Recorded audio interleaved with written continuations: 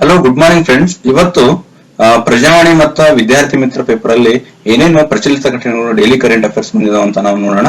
Let start. First topic ಏನಂತಂದ್ರೆ, April 1ರಿಂದ ಜಾರಿ 3 ಲಕ್ಷಕ್ಕಿಂತ ಹೆಚ್ಚು ನಗದು ಸ್ವೀಕರಿಸಿದರೆ ಕಾಯ್ದೆ ದಂಡ. ಈಗ ಏನ್ ಮಾಡ್ತಿದಾರೆ ಅಂತಂದ್ರೆ, ಏಪ್ರಿಲ್ 1 ನಂತರ ಏನಂದ್ರೆ 3 ಲಕ್ಷ ಮತ್ತು 3 ಲಕ್ಷಕ್ಕಿಂತ ಜಾಸ್ತಿ ಏನಾದ್ರು ನೀವು ಹಣವನ್ನು ನಗದು ರೂಪದಲ್ಲಿ ಏನಾದ್ರು ಸ್ವೀಕರಿಸಿದರೆ ಅಥವಾ ವ್ಯವಹಾರ ಮಾಡಿದ್ರೆ ಅದ್ರ ಮೇಲೆ ಅಂದ್ರೆ ನೀವು ಭಾರಿ ಪ್ರಮಾಣದ ಅಂದ್ರೆ ದಂಡ ಏನ್ಬೇಕು ತೆರಬೇಕಾಗುತ್ತೆ. ಯಾಕಂತಂದ್ರೆ ಇದು ನೀವು ಭಾರಿ ಪ್ರಮಾಣ ಅಘೋಷಿತ ಸಂಪತ್ತು ಅಂದ್ರೆ ಬ್ಲಾಕ್ ಮನಿ ಇರ್ಬೋದು, ಅದು ನೀವು ಏನಂದ್ರೆ ಇನ್ಕಮ್ ಟ್ಯಾಕ್ಸ್ ಡಿಪಾರ್ಟ್ಮೆಂಟ್ ನೀವು ಅಥವಾ ಟ್ಯಾಕ್ಸ್ ತುಂಬಲಾರದ ಒಂದು ಅಮೌಂಟ್ ಇರ್ಬೋದು, ಅಥವಾ ನೀವು ಅಂದ್ರೆ ಬ್ಲಾಕ್ ಆಗಿ ದುಡ್ಡು ಕಳಿಸಿದಿರ್ಬೋದು. ಆ ದುಡ್ಡು ನೀವು ಏನ್ ಮಾಡಿರ್ತಂದ್ರೆ ಜನರು ಏನಾದ್ರು ಪ್ರವಾಸ ಕೈಗೊಳ್ತಾರ, ಅಥವಾ ಏನಾದ್ರು ದೊಡ್ಡ ಕಾರ್ ತಗೋತೀರಿ, ಅಥವಾ ವಾಚ್ ತಗೋತೀರಿ ದುಬಾರಿ ಬೆಲೆದು, ಅಥವಾ ಆಭರಣಗಳಂತಹ ದುಬಾರಿ ವಸ್ತುಗಳನ್ನು ಖರೀದಿ ಮಾಡ್ತೀರಿ. ಅಂತ ಒಂದು ಖರ್ಚನ್ನು ಕಡಿವಾಣ ಹಾಕೋಗೋಸ್ಕರ ಸರ್ಕಾರ ಏನ್ ಮಾಡ್ತಿದ್ರೆ ಹೊಸ ನಿಯಮನ ತರ್ತಾ ಇದೆ. ಆ ಹೊಸ ನಿಯಮದ ಪ್ರಕಾರ ಏನಂದ್ರೆ ನೀವು 3 ಲಕ್ಷ ಮತ್ತು 3 ಲಕ್ಷಕ್ಕಿಂತ ಜಾಸ್ತಿ ಏನಾದ್ರೆ ಹಣ ಏನಂದ್ರೆ ನೀವು ನಗದು ರೂಪದಲ್ಲಿ ಸ್ವೀಕರಿಸುವುದಿಲ್ಲ.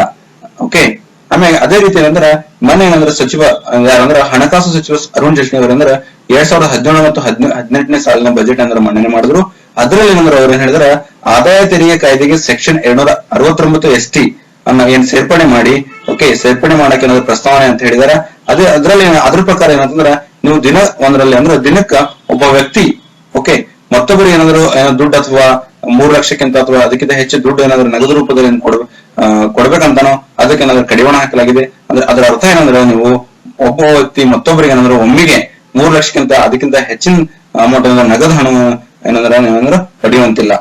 ಅದೇ ರೀತಿ ಈ ನಿರ್ಬಂಧ ಮಾಡಿದಾರಲ್ಲ ಈ ನಿಯಮದ ಪ್ರಕಾರ, ಆ ನಿರ್ಬಂಧ ಏನಂದ್ರೆ ಸರ್ಕಾರ ಮತ್ತು ಬ್ಯಾಂಕ್ಗಳು, ಅಂಚೆ ಕಚೇರಿ ಮತ್ತು ಸಹಕಾರ ಬ್ಯಾಂಕ್ಗಳು ಅಂದ್ರೆ ಅದು ಅನ್ವಯ ಆಗುದಿಲ್ಲ.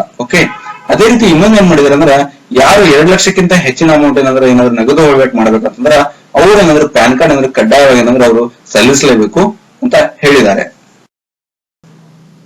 ನೆಕ್ಸ್ಟ್ ಟಾಪಿಕ್, ಶಿಕ್ಷಣ ಮುಂದಿನ ವರ್ಷದಿಂದ ಕನಿಷ್ಠ ಕಲಿಕಾ ಮಟ್ಟ ಕಡ್ಡಾಯ.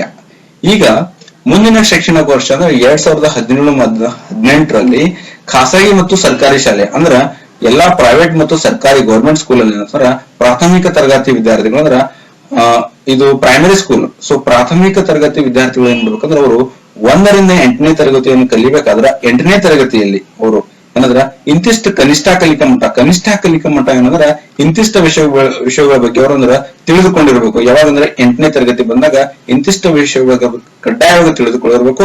ಅದಕ್ಕೋಸ್ಕರ ಅಂದ್ರೆ ಕನಿಷ್ಠ ಕಲಿಕಾ ಮಟ್ಟ ಅನ್ನೋ ನಿಯಮವನ್ನು ಜಾರಿಗೆ ಮಾಡ್ತಿದ್ರೆ ಯಾರಂತಂದ್ರೆ ಅವರು ಕೇಂದ್ರ ಮಾನವ ಸಂಪನ್ಮೂಲ ಅಭಿವೃದ್ಧಿ ಇಲಾಖೆ ಅದಲ್ಲ, ಅವರು ಸಚಿವಾಲಯ ಅಂದ್ರೆ ನಿಗದಿಪಡಿಸಿರುವ ಏನಂದ್ರೆ ಯಾರು ನಿಗದಿಪಡಿಸಿದ್ರೆ ಅದು ಕೇಂದ್ರ ಮಾನವ ಸಂಪನ್ಮೂಲ ಅಭಿವೃದ್ಧಿ ಸಚಿವಾಲಯ ಏನಂದ್ರೆ ನಿಗದಿಪಡಿಸಿದೆ. ಅದು ಏನಂದ್ರೆ ಕನಿಷ್ಠ ಕಲಿಕಾ ಮಟ್ಟ ಅಂತ ಅದರ ಹೆಸರೈತಿ, ನಿಯಮದ ಹೆಸರು. ಅದು ಈ 2017 ಮತ್ತು 18ರಿಂದ ಏನಂದ್ರೆ ಎಲ್ಲಾ ಸರ್ಕಾರಿ ಮತ್ತು ಖಾಸಗಿ ಶಾಲೆಗಳು ಅಂದ್ರೆ ಈ ಹೊಸ ನಿಯಮನ ಪಾಲಿಸಬೇಕು ಅವರು ಅಂತ ಕಡ್ಡಾಯ ಅಂತ ಯಾರು ಹೇಳಿದಾರೆ ಅಂದ್ರೆ HRD ಮಿನಿಸ್ಟರ್ ಅಂದ್ರೆ ಯಾರಾದ್ರ HRD ಮಿನಿಸ್ಟರ್ ಅಂದ್ರೆ ಕೇಂದ್ರ ಮಾನವ ಸಂಪನ್ಮೂಲ ಅಭಿವೃದ್ಧಿ ಸಚಿವ ಯಾರಾದ್ರ ಅಂದ್ರೆ ಪ್ರಕಾಶ್ ಜಾವಡೇಕರ್ ಅಂದ್ರೆ ಅವ್ರು ಹೇಳಿದ್ದಾರೆ. ಮತ್ತ ಈ ಯೋಜನೆ ಐತಲ್ಲ ಯಾವ್ದಂದ್ರೆ ಇದು ಕನಿಷ್ಠ ಕಲಿಕಾ ಮಟ್ಟ ಏನೈತಲ್ಲ ಇದ್ರದ್ದೊಂದು ಮಾನದಂಡಗಳು. ಆ ಮಾನದಂಡಗಳು ಏನಂದ್ರೆ ಕನಿಷ್ಠ ಕಲಿಕಾ ಮಟ್ಟದ ಮಾನದಂಡಗಳನ್ನು ಯಾರ ನಿಗದಿಪಡಿಸಿದ್ರೆ ಅಂದ್ರ ರಾಷ್ಟ್ರೀಯ ಶೈಕ್ಷಣಿಕ ಸಂಶೋಧನಾ ಮತ್ತು ತರಬೇತಿ ಮಂಡಳಿ ಏನಂತಾರ NCERT ದವರು ಏನಂದ್ರ ಈ ಮಾನದಂಡಗಳನ್ನು ನಿಗದಿಪಡಿಸಿದಾರ. ಇದ್ರಲ್ಲಿ ಏನಂತಂದ್ರ 1ರಿಂದ 8ನೇ ತರಗತಿ ಮಕ್ಕಳು ಏನಂತಾರ 8ನೇ ತರಗತಿಯಲ್ಲಿ ಬರುವ ಮಕ್ಕಳಲ್ಲಿ ಅವ್ರು ಏನ್ ಮಾಡ್ಬೇಕಂದ್ರ ಕೆಲವು ವಿಷಯ ಅಂದ್ರ ಪರಿಸರ ಅಧ್ಯಯನ ಇರ್ಬೋದು, ವಿಜ್ಞಾನ ಇರ್ಬೋದು, ಗಣಿತ ಇರ್ಬೋದು, ಇದ್ರಲ್ಲಿ ಏನಂದ್ರೆ ಅವರು ಇಂತಿಷ್ಟ ಒಂದು ವಿಷಯಗಳ ಬಗ್ಗೆ ಅಂದ್ರೆ ಅವರು ಅದನ್ನ ಅರ್ಥ ಮಾಡ್ಕೊಳ್ಳೋದು ಒಂದು ಸಾಮರ್ಥ್ಯವನ್ನು ಅವ್ರ ಹತ್ರ ಇರ್ಬೇಕಂತ ಹೇಳ್ತಾ ಇದೆ. ಸೊ ಈ NCERT ಅಂದ್ರೆ ಯಾವ್ಯಾವ ಮಾನದಂಡವನ್ನು ನಿಗದಿಪಡಿಸಿದ್ದಾರೆ ಅನ್ನೋದು ನಾವು ಈ ಮುಂದಿನ ಸ್ಲೈಡ್ ಅಲ್ಲಿ ನೋಡೋಣ. ನೋಡ್ರಿ, ಇಲ್ಲ ಐತಿ ಕನಿಷ್ಠ ಕಲಿಕಾ ಮಟ್ಟ ಮಾನದಂಡ NCERT ದವರು ಏನ್ ಮಾಡಿದಾರೆ, ಇವರು ನಿಗದಿಪಡಿಸಿದಾರ. ಏನೇನ್ ಮಾಡಿದಾರೆ, 8ನೇ ತರಗತಿಯವರಿಗೆ ಶಿಕ್ಷಣ ಮುಗಿಸುವ ಹೊತ್ತಿಗೆ ಅಂದ್ರ 8ನೇ ತರಗತಿ ಮುಗಿಸ್ಬೇಕಾದ್ರೆ ಒಬ್ಬ ವಿದ್ಯಾರ್ಥಿ ಅಥವಾ ವಿದ್ಯಾರ್ಥಿ ಅವಳು ಅಥವಾ ಅವಳು ಏನಂದ್ರ ರಾಜಕೀಯ, ಸಾಮಾಜಿಕ ಮತ್ತು ಆರ್ಥಿಕ ವಿಚಾರಗಳು ಅಂದ್ರೆ ಮತ್ತ ಸೋಷಿಯಲ್ ಆಮೇಲೆ ಎಕಾನಮಿಕ್ ವಿಷಯಗಳ ಬಗ್ಗೆ ಅಂದ್ರೆ ವಿಚಾರಗಳ ಬಗ್ಗೆ ಅಂದ್ರೆ ಅವಳು ಅರ್ಥ ಮಾಡಿಕೊಳ್ಳಲು ಒಂದು ಸಾಧ್ಯ ಆಗಬೇಕಾಕಿಗೆ. ಅದೇ ರೀತಿ ಅಂದ್ರೆ ಇದರಿಂದ ನಿತ್ಯ ಜೀವನದ ಮೇಲೆ ಯಾವ ರೀತಿ ಪರಿಣಾಮ ಬೀರುತ್ತೆ ಅನ್ನೋದನ್ನು ಆಕೆ ಏನಂದ್ರೆ ಗುರುತು ಮಾಡಬೇಕು. ಅದೇ ರೀತಿ ಅಂದ್ರೆ ಭಾರತೀಯ ಪ್ರಜಾಪ್ರಭುತ್ವ ವ್ಯವಸ್ಥೆ ಅಂದ್ರೆ ಡೆಮೋಕ್ರಸಿ ವ್ಯವಸ್ಥೆ ಏನಿದೆ ಸಿಸ್ಟಮ್ ಇದೆಯಲ್ಲ ಅದ್ರ ಬಗ್ಗೆ ಅವನಂದ್ರ ಮಾಹಿತಿಯನ್ನು ಅವರು ಅಂದ್ರೆ ಪಡೆದಿರ್ಬೇಕು, ಜ್ಞಾನ ಪಡೆದಿರ್ಬೇಕು ಅದ್ರ ಬಗ್ಗೆ. ಅದೇ ರೀತಿ ಅಂದ್ರೆ ರಾಜ್ಯ ಮತ್ತು ಕೇಂದ್ರ ಮಟ್ಟಗಳು ಯಾವ ತರ ಕಾರ್ಯನಿರ್ವಹಿಸ್ತದೆ ಅದ್ರ ಬಗ್ಗೆ ಏನಾದ್ರು ಅವ್ರು ಜ್ಞಾನ ಪಡೆದಿರ್ಬೇಕು. ಅದೇ ರೀತಿ ಚುನಾವಣೆ, ಲೋಕಸಭಾ ಚುನಾವಣೆ ಇರುವುದು, ವಿಧಾನಸಭೆ ಚುನಾವಣೆ ಅದಕ್ಕೂ ಸೇರಿದಂತೆ ಸಾಮಾಜಿಕ ಮತ್ತು ರಾಜಕೀಯ ಮತ್ತು ಸಾಂಸ್ಕೃತಿಕವಾಗಿ ಹೇಗೆ ಅಂತಂದ್ರ ಅದು ವರ್ಕ್ ಆಗ್ತದೆ, ಕಾರ್ಯಾಚರಣೆ ಆಗ್ತದೆ, ಅದ್ರ ಬಗ್ಗೆ ನಾವು ತಿಳ್ಕೊಳ್ಬೇಕು. ಅದೇ ರೀತಿ ಮತ್ತಂದ್ರ ಈ ವಿದ್ಯಾರ್ಥಿಗಳು 8ನೇ ತರಗತಿ ವಿದ್ಯಾರ್ಥಿಗಳು ಅಂದ್ರೆ ಕಾನ್ಸ್ಟಿಟ್ಯೂಷನ್ ಅಂದ್ರೆ ಸಂವಿಧಾನದ ಮೌಲ್ಯಗಳನ್ನ ಅಂದ್ರೆ ಅವರು ಒಂದು ಗ್ರಹಿಸುವಂತ ಒಂದು ಶಿಕ್ಷಕರು ಏನಾದ್ರು ಅವ್ರಿಗೆ ಮಾಡ್ಬೇಕು ಅಂತ, ಗ್ರಹಿಸುವಂತೆ ಅಂದ್ರೆ ಶಿಕ್ಷಕರು ಏನಾದ್ರು ವಿದ್ಯಾರ್ಥಿ ಮತ್ತು ವಿದ್ಯಾರ್ಥಿನಿಗಳು ಮಾಡ್ಬೇಕಂತ ಅನ್ನೋದು ಈ ಒಂದು ಕಲಿಕಾ ಕನಿಷ್ಠ ಮಟ್ಟದ ಒಂದು ಮಾನದಂಡವಾಗಿದೆ. ನೆಕ್ಸ್ಟ್ ಅಂದ್ರೆ ನವದೆಹಲಿ ರಾಷ್ಟ್ರಪತಿ ಭಾಷಣಕ್ಕೆ 651 ತಿದ್ದುಪಡಿಗೆ ಸೂಚನೆ. ನಮ್ಮ ರಾಷ್ಟ್ರಪತಿಯವರು ಯಾರಂದ್ರ ಪ್ರಣಬ್ ಮುಖರ್ಜಿ ಅವರು ಏನ್ ಮಾಡಿದ್ದಾರೆ, ಮೊನ್ನೆ ಲೋಕಸಭೆಯ ಜಂಟಿ ಸದನ ಉದ್ದೇಶಿಸಿ ಏನಂದ್ರೆ ಭಾಷಣ ಮಾಡಿದ್ದಾರೆ. ಆ ಭಾಷಣದಲ್ಲಿ ಏನು ಸರ್ಕಾರದ ಯೋಜನೆಗಳು ಇರ್ಬೋದು ಅಥವಾ ಕಾರ್ಯಕಲಾಪಗಳು ಇರ್ಬೋದು ಅದ್ರ ಬಗ್ಗೆ ಅವರನ್ನ ಪ್ರಸ್ತಾವನೆ ಮಾಡಿದ್ರು. ಆ ಪ್ರಸ್ತಾವನೆಯನ್ನು ಸಂಬಂಧ ಅಂದ್ರೆ ಅದ್ರ ರಿಲೇಟಿವ್ ಆಗಿ ಏನಂದ್ರೆ ಈ ರಾಜ್ಯಸಭೆಯಲ್ಲಿ ಏನ್ ಮಾಡಿದ್ರೆ ಆ ಕಾರ್ಯಗಳು ಇರ್ಬೋದು, ಯೋಜನೆಗಳು ಇರ್ಬೋದು, ಆ ಯೋಜನೆಗಳಲ್ಲಿ ತಿದ್ದುಪಡಿಗೋಸ್ಕರ ಅಂದ್ರೆ 651 ತಿದ್ದುಪಡಿಗಳು ಅಂದ್ರೆ ಯಾರಂದ್ರೆ ಈ ರಾಜ್ಯಸಭೆಯಲ್ಲಿ ಅಂದ್ರೆ ಸೂಚಿಸಲಾಗಿದೆ. ಅದರಲ್ಲಿ ಅಂದ್ರೆ 19 ಸೂಚಿಸಿಗಳು ಅಂದ್ರೆ 19 ತಿದ್ದುಪಡಿಗಳು ಸೂಚಿಸಲಾಗಿದೆಲ್ಲ ಅದು ಏನಂದ್ರ ನೋಟು ರದ್ದತಿಗೆ ಏನಾದ್ರು ಸಂಬಂಧವಾಗಿದೆ ಅಂತ. ಅಂದ್ರೆ ಏನಂದ್ರೆ ಅರ್ಥ ಏನಂದ್ರೆ ರಾಜ್ಯಸಭೆಯಲ್ಲಿ ಏನ್ ಮಾಡಿದ್ರೆ 651 ತಿದ್ದುಪಡಿಗಳನ್ನ ಸೂಚಿಸಿದಾರ. ಅದರಲ್ಲಿ ಏನಂದ್ರೆ 19 ಏನಂದ್ರೆ ನೋಟು ರದ್ದತಿಗೆ ಸಂಬಂಧಿತವಾಗಿದೆ ಅಂತ. ನೆಕ್ಸ್ಟ್, ಪ್ರತಿ ವರ್ಷ ಫೆಬ್ರವರಿ 5ಕ್ಕೆ ಕಾಶ್ಮೀರ ಸಾಮರಸ್ಯ ದಿನ. ಪಾಕಿಸ್ತಾನವರು ಏನ್ ಮಾಡ್ತಾರ ಅಂದ್ರೆ ಪ್ರತಿ ವರ್ಷ ಫೆಬ್ರವರಿ 5ನೇ ತಾರೀಕು ಅಂದ್ರೆ ಕಾಶ್ಮೀರ ಸಾಮರಸ್ಯ ದಿನ ಮಾಡ್ತಾರ. ಈ ಕಾಶ್ಮೀರ ಸಾಮರಸ್ಯ ದಿನ ಅದಕ್ಕಿಂತ ಮುಂಚೆ ಏನ್ ಮಾಡಿದಾರೆ ಅಂದ್ರೆ ಪಾಕ್ ಸೇನೆಯವರು ಏನ್ ಮಾಡಿದಾರೆ ಅಂದ್ರೆ ಒಂದು ವಿಡಿಯೋ ಬಿಡುಗಡೆ ಮಾಡಿದಾರ. ಆ ವಿಡಿಯೋದಲ್ಲಿ ಏನ್ ಹೇಳಲಾಗಿದೆ ಅಂದ್ರೆ ಕಾಶ್ಮೀರ ಬಿಟ್ಟು ತೆರಳುವಂತೆ ಭಾರತಕ್ಕೆ ಸಂದೇಶ. ಅಂದ್ರೆ ನಾವು ಭಾರತದವ್ರು ಏನ್ ಮಾಡ್ಬೇಕಂದ್ರೆ ಕಾಶ್ಮೀರ ಬಿಟ್ಟು ತೆರಳಬೇಕಂತ ಅದರಲ್ಲಿ ಏನಾದ್ರು ಸಂದೇಶ ರವಾನೆ ಆಗಿದೆ. ಅದೇ ರೀತಿ ಅವ್ರು ಏನ್ ಮಾಡಿದಾರೆ ಅಂದ್ರೆ ಒಂದು ಹಾಡನ್ನ ಬರೆದಿದ್ದಾರೆ. ಆ ಹಾಡದ ಶೀರ್ಷಿಕೆ ಅಂದ್ರೆ ಸಂಘ್ ಬಾಜ್ ಅಂತ ಐತಿ. ಅದರಲ್ಲಿ ಅಂದ್ರೆ ಅರ್ಥ ಏನಂದ್ರೆ ಕಲ್ಲೆಸೆಯುವರು ಅಂತ. ಈ ಹಾಡಿನಲ್ಲಿ ಏನ್ ಮಾಡಿದಾರೆ ಅಂದ್ರೆ ಅದ್ರಲ್ಲೂ ಏನ್ ಮಾಡಿದಾರೆ ಅಂದ್ರೆ ನಮ್ಮ ಭಾರತ ಬಗ್ಗೆ ಅಂದ್ರೆ ಕಾಶ್ಮೀರ ರಿಲೇಟಿವ್ ಅಂತಂದ್ರೆ ಅವರ ಹಾಡಿನಲ್ಲಿ ಬರೆದಿದ್ದಾರೆ. ಅದರಲ್ಲೂ ಏನಂತಂದ್ರ ಅವ್ರು ಏನ್ ಹೇಳಿದಾರೆ ಅಂದ್ರೆ ಕಾಶ್ಮೀರ ಬಿಟ್ಟು ಭಾರತ ತೊಲಗಬೇಕಂತ ಅದರಲ್ಲೂ ಏನಂದ್ರೆ ಅವರು ಈ ಹಾಡಿನ ಮೂಲಕನು ಅವರು ಹೇಳಲಾಗಿದೆ. ಓಕೆ, ಇಲ್ಲಿ ನೀವೇನ ನೆನ್ಪಿಟ್ಕೊಳ್ಬೇಕಂದ್ರ ಪಾಕಿಸ್ತಾನ ಏನಂದ್ರೆ ಕಾಶ್ಮೀರ ಸಾಮರಸ್ಯ ದಿನ ಯಾವಾಗ ಆಚರಣೆ ಮಾಡುತ್ತೋ ಅದು ಪ್ರತಿ ವರ್ಷ ಫೆಬ್ರವರಿ 5ನೇ ತಾರೀಕು ಏನಂದ್ರ ಆಚರಣೆ ಮಾಡ್ತಂತ ನೆನ್ಪಿಟ್ಕೊಡ್ರಿ. ಮತ್ತೆ ಈ ಹಾಡು ಬರ್ದಾರಲ್ಲ ಆ ಹಾಡದ ಹೆಸರು ಶೀರ್ಷಿಕೆ ಏನೈತಂದ್ರ ಸಂಘಬಾಜ್ ಅಂದ್ರೆ ಅರ್ಥ ಏನೋ ಕಲಿಸಿರು ಅಂತ. ಇವೆರಡು ಇಂಪಾರ್ಟೆಂಟ್ ಅವ, ಇವ್ ನೆನ್ಪಿಟ್ಕೊಡ್ರಿ. ಓಕೆ, ನೆಕ್ಸ್ಟ್ ದೋಹಾ ಕತಾರ್ ನಿಂದ ಸುದೀರ್ಘ ಪ್ರಯಾಣದ ವಿಮಾನ. ಈ ಕತಾರ್ ಏರ್ವೇಸ್ ಏನೈತಲ್ಲ ಅದು ಏನ್ ಮಾಡೈತಿ ಅಂದ್ರ ವಿಶ್ವ ಸುದೀರ್ಘ ಪ್ರಯಾಣದ ವಿಮಾನ ಅಂತ ಹಾರಾಟ ಮಾಡೈತಿ. ಅದಕ್ಕೆ ಚಾಲನೆ ಏನೋ ನೀಡಿತೆ. ಆ ವಿಮಾನ ಹೆಸರು ಏನಂದ್ರ ಬೋಯಿಂಗ್ 777 QR920 ಅಂತ ವಿಮಾನ ಹೆಸರೈತಿ. ಅದು ಎಲ್ಲಿಂದ ಹಾರಾಟ ಪ್ರಯಾಣ ಮಾಡ್ತೈತಿ ಅಂದ್ರ ದೋಹಾದಿಂದ ನ್ಯೂಜಿಲೆಂಡ್ ಆಕ್ಲೆಂಡ್ ಏನಂದ್ರ ಪ್ರಯಾಣ ಬೆಳೆಸೈತಿ. ಇದು ಏನಂದ್ರ ವಿಶ್ವದ ಸುದೀರ್ಘ ಪ್ರಯಾಣದ ವಿಮಾನ ಅಂತ ಘೋಷಿಸಲಾಗೈತಿ. ಅದೇ ರೀತಿ ಲಾಸ್ಟ್ ಇಯರ್ ಅಂದ್ರ ಹಿಂದಿನ ದಾಖಲೆ ಏನಂದ್ರ ಕಳೆದ ವರ್ಷದಲ್ಲಿ ಮಾರ್ಚ್ ನಲ್ಲಿ ಅಂದ್ರ ಎಮಿರೇಟ್ಸ್ ಏರ್ಲೈನ್ಸ್ ದವರು ಏನ್ ಮಾಡಿದ್ರೆ ದುಬೈಯಿಂದ ಆಕ್ಲೆಂಡ್ ಒಂದು ವಿಮಾನ ಹಾರಾಟ ಮಾಡಿದ್ರು. ಅದು ಏನಂದ್ರ ಅತಿ ದೂರ ಪ್ರಯಾಣಿಸುವ ವಿಮಾನ ಆಗಿತ್ತಂತ. ಎಷ್ಟಂದ್ರ 14,200 ಕಿಲೋಮೀಟರ್ ಏನಂದ್ರ ಹಾರಾಟ ನಡೆಸುತ್ತ. ಬಟ್ ಈ ವರ್ಷ ಏನಂದ್ರ ವಿಶ್ವದಲ್ಲಿ ಸುದೀರ್ಘ ಪ್ರಯಾಣ ವಿಮಾನ ಯಾವ್ದಂದ್ರ ಕತಾರ್ ಏರ್ವೇಸ್ ದವರು ಮಾಡಿದಾರ. ಅದು ಎಲ್ಲಿಂದ ಅಂದ್ರ ದೋಹಾದಿಂದ ಏನಂದ್ರ ನ್ಯೂಜಿಲೆಂಡ್ ನ ಆಕ್ಲೆಂಡ್ ಪ್ರಯಾಣ ಬೆಳೆಸಿದೆ. ಅದರ ವಿಮಾನ ಹೆಸರು ಅಂದ್ರ Boeing 777 QR920. Okay, next topic, ಸಾರಿಗೆ ಸಂಸ್ಥೆಗಳಲ್ಲಿ ರೇಡಿಯೋ ಫ್ರೀಕ್ವೆನ್ಸಿ ಐಡೆಂಟಿಫಿಕೇಶನ್ ತಂತ್ರಜ್ಞಾನದಿಂದ 2 ಟ್ಯಾಗ್ ಬಳಕೆ, ಬಸ್ಗಳಿಗೆ ಇಂಧನ ತುಂಬಿಸುವ ಸ್ವಯಂಚಾಲಿತ ವ್ಯವಸ್ಥೆ. ಇದು ಏನಂದ್ರೆ ಕರ್ನಾಟಕ ರಾಜ್ಯ ಸರ್ಕಾರ ಏನ್ ಮಾಡ್ತಂದ್ರ ಈಗ ಈ ಕರ್ನಾಟಕ ರಾಜ್ಯ ಸಾರಿಗೆ ವ್ಯವಸ್ಥೆಯಲ್ಲಿ ಅಂದ್ರೆ ಏನಂತಂದ್ರ ಯಾವ್ದಂದ್ರ ವಾಯುವ್ಯ ಸಾರಿಗೆ ಇರ್ಬೋದು, ಈಶಾನ್ಯ ಸಾರಿಗೆ ಇರ್ಬೋದು, ಆಮೇಲೆ BMTC ಅಂದ್ರೆ ಬೆಂಗಳೂರಲ್ಲಿ BMTC ಇರ್ಬೋದು, ಇದರಲ್ಲಿ ಏನಂದ್ರ KSRTC ಇರ್ಬೋದು. ಇದರಲ್ಲಿ ಏನಂದ್ರ ಇಂಧನ ತುಂಬಿಸ್ಲ ಅಂದ್ರ ಬಸ್ಗಳಿಗೆ ಅಂದ್ರ ಡೀಸೆಲ್ ತುಂಬಿಸ್ಕೊಳಕಂದ್ರ ಸ್ವಯಂ ಚಾಲಿತ ವ್ಯವಸ್ಥೆ ಆಟೋಮೆಟಿಕ್ ವ್ಯವಸ್ಥೆಯನ್ನ ಮಾಡ್ತಿದ್ದಾರೆ. ಅದಕ್ಕೊಂದು ತಂತ್ರಜ್ಞಾನವನ್ನು ಬಳಸ್ಕೊಳ್ತಿದ್ದಾರೆ. ಯಾವ ತಂತ್ರಜ್ಞಾನ ಅಂದ್ರ ರೇಡಿಯೋ ಫ್ರೀಕ್ವೆನ್ಸಿ ಐಡೆಂಟಿಫಿಕೇಶನ್ ತಂತ್ರಜ್ಞಾನ. ಈ ರೇಡಿಯೋ ಫ್ರೀಕ್ವೆನ್ಸಿ ಐಡೆಂಟಿಫಿಕೇಶನ್ ತಂತ್ರಜ್ಞಾನ ಅಂದ್ರ RFID ಅಂತ ಕರೀತಾರ. ಇದು ಹೆಂಗ್ ಕಾರ್ಯ ನಿರ್ವಹಣೆ ಮಾಡುತ್ತಂತಂದ್ರ 2 ಟ್ಯಾಗ್ಗಳು ಇರ್ತಾವ ಟೋಟಲಿ. ಆ 2 ಟ್ಯಾಗ್ ಒಂದ್ ಏನಂತಂದ್ರ ಬಸ್ ಚಾಲಕ ಅಂದ್ರೆ ಡ್ರೈವರ್ ಹತ್ರ ಇತ್ತು, ಬಸ್ ಡ್ರೈವರ್ ಹತ್ರ ಇರುತ್ತು.